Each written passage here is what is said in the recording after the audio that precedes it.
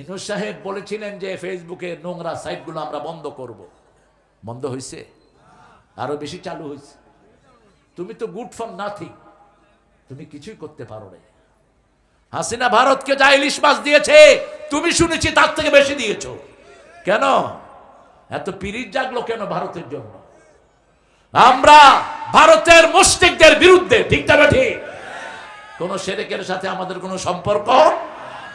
তবে আমার দেশের কোন ভাই ওই ধর্মাবলম্বী যদি কোনো হিন্দু ভাই থাকেন, তার জন্য আমাদের কোনো বিদ্বেষ নাই। তারা আমাদের প্রতিবেশী, তারা আমাদের কি। আবার বাবরি মসজিদ যারা ভেঙেছে আমরা তাদের বিচার চাই।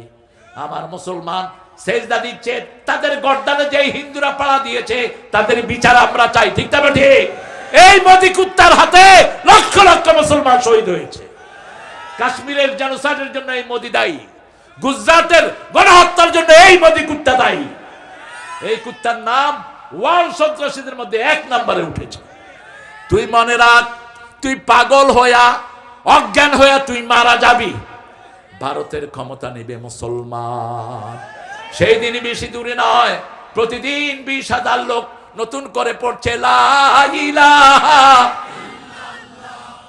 লা ইলাহা ইল্লাল্লাহু মুহাম্মাদুর রাসূলুল্লাহ সাল্লাল্লাহু। ইসলাম আছে যেখানে শান্তি আছে। দেখেন গত 13 মাস কোন অ্যারেস্ট আছে? কথা কন না কেন? কোন জঙ্গি আছে? মানুষের মধ্যে একটা স্বাভাবিক একটা সুন্দর স্বাচ্ছন্দ্যতা আছে না নাই? কথা বলার স্বাধীনতা আছে। এই যে আমি নুসরে যেটা বললাম, এটা যদি হাসিনারে কইতাম, কি মনে করেন আপনি? পুলিশ তো হাজির হইতো না, পুলিশ মাহফিলের কাউরে বেরোতে দিত না।